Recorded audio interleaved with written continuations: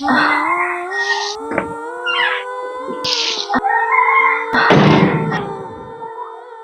একটা অবস্থা, এখনো পর্যন্ত উঠানটা ঝাড়ু দিতে পারে নাই, সারাদিন বেলা খালি খায়।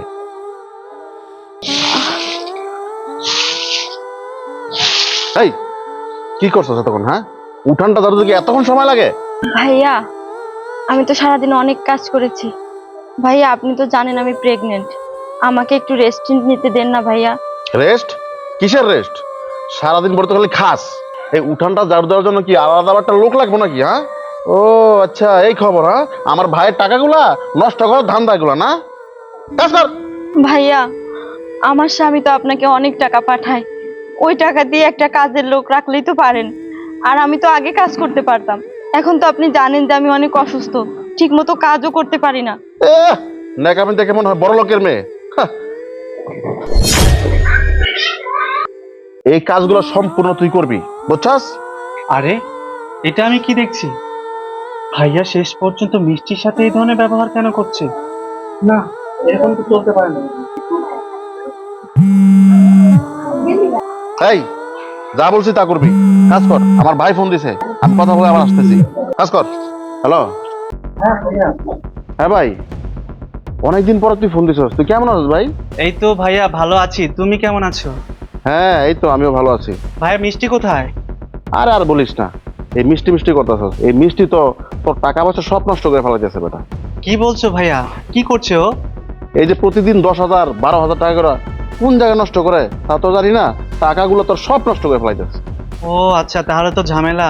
কিন্তু ভাইয়া বাড়ির কাজ কেমন চলছে? ও বাড়ির কাজ? আর বলিস না, বাড়ির কাজ তো অনেক এখনো বাকি আছে। এক কাজ কর, 10 লক্ষ টাকা দরকার, বুঝছিস? এই টাকাগুলা যেভাবে পাঠাই দিস। কি বলছো ভাইয়া? কিছুদিন আগেই তো তোমাকে কিছু টাকা, অনেকগুলো টাকা পাঠিয়ে দিয়েছি। তুমি যদি এখন আমার কাছে আরো 10 লাখ টাকা চাও, এই মুহূর্তে আমি কিভাবে ব্যবস্থা করবো বলো তো? আরে কি বলিস, টাকা পাঠাতে পারবি না? যদি তুই টাকা না পাঠাস তাহলে কিন্তু এই বাড়ির কাজ সব বন্ধ থাকবে, বুঝিস কিন্তু। কি বলছো ভাইয়া? আরো 10 লাখ টাকা এভাবে যদি না পাঠাতে পারি তাহলে বাড়ির কাজ বন্ধ থাকবে? না না ভাইয়া, তুমি বাড়ির কাজটা বন্ধ করো না। দেখো, আমি একটু ব্যবস্থা করে দেখি যে বাড়ি কিনা টাকাগুলো ব্যবস্থা করতে। আচ্ছা ঠিক আছে ভাইয়া, আমি তাহলে তোমার সাথে পরেই কথা বলছি। আচ্ছা আচ্ছা, ঠিক আছে। ভাইয়া, তুমি চলো ডালে ডালে, আমি তুমি পাঠায় পাঠাই। এতগুলো মিথ্যা কথা তুমি কি করে বললে? তুমি আমার বইয়ের নামে মিথ্যা অপবাদ দিলে। তুমি এত অর্থলোভী হয়ে গেছো?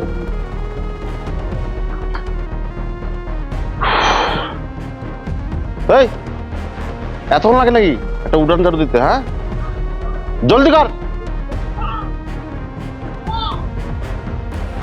ভাইয়া, আমার না খুব ক্ষুধা লেগেছে।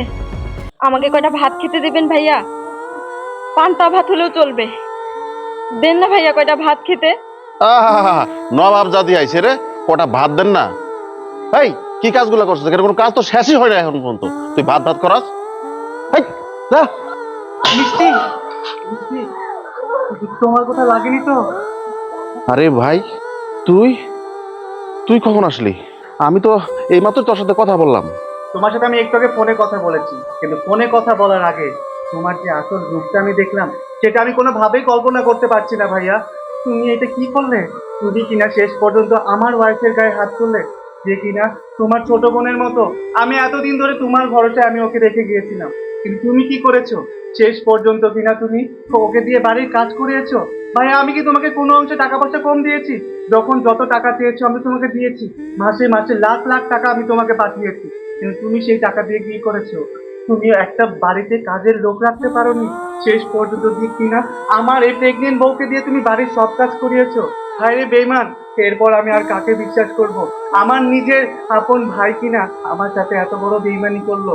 ভাইয়া, তোমার এই টাকা পয়সার এত লোভ, শেষ পর্যন্ত কিনা তুমি টাকার লোভে নিজের বিবেকটা নষ্ট করে ফেলেছো। আরে, আমি তো ছোট থেকে তোমার শিক্ষায় বড় হয়েছিলাম, কিন্তু এখন তোমার সেই শিক্ষা কোথায় গেল ভাইয়া? তুমি শেষ পর্যন্ত তুমি আমার এই বইয়ের উপর এত অত্যাচার করলে। হায় রে, আমি আর তোমার সাথে কোনো সম্পর্ক রাখতে চাই না ভাইয়া। আমি এখন এই মুহূর্তে এখান থেকে চলে যাব। মিষ্টি, তুমি কি আমার সাথে চলে যাবে? হ্যাঁ, আমি তোমার সাথে চলে যাব। তুমি যদি আমাকে কুড়ে ঘরে রাখো, আমি তোমার সাথে থাকবো। দেখেছো ভাইয়া, ও কি বললো? ও আমি যদি ওকে কুড়ে ঘরেও রাখি না, ও আমার সাথেও থাকবে। কিন্তু তুমি টাকার লোভে পুরো অন্ধ হয়ে গেছো। এতগুলো টাকা দিয়ে এই আলিশান বাড়ি করেছো, কিন্তু তুমি এই বাড়ি ছেড়ে কিন্তু আমার ছেড়ে তুমি কোথাও যাবে না। তুমি এই বাড়ি নিয়েই থাকবে। তুমি যেহেতু বাড়ি নিয়েই থাকতে চাও, তোমার যেহেতু অর্থের এতই লোক, তুমি এই বাড়ি নিয়েই থাকো। আর আমি আমার বউকে নিয়ে এখান থেকে চলে যাচ্ছি। তুমি ভালো থেকো ভাইয়া, চলো। ভাই শোন, দাঁড়া একটু। ভাই আসলে আমার ভুল হয়ে গেছে, তুই আমাকে ক্ষমা করে দে। ক্ষমা? তোমার মতো একজন অর্থলোভী ভাইকে ক্ষমা করার মতো ভুল আমি করবো না ভাইয়া। তোমার যেহেতু এতই অর্থের লোভ, তুমি এই বাড়ি গাড়ি অর্থ নিয়েই থাকো, আমি তোমার সাথে থাকবো না। চলো মিষ্টি, চলে যাই আমি।